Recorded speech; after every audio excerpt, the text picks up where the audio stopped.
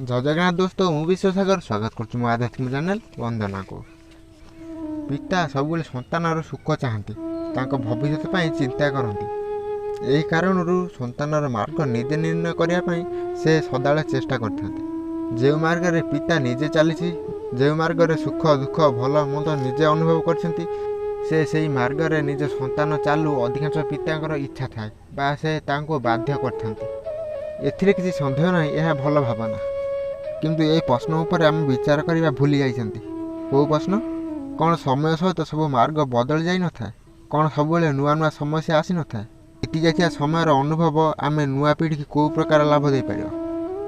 संस्कार तो पितामाता देइथंती, किंतु भीतर क्षमता भगवान देइथंती।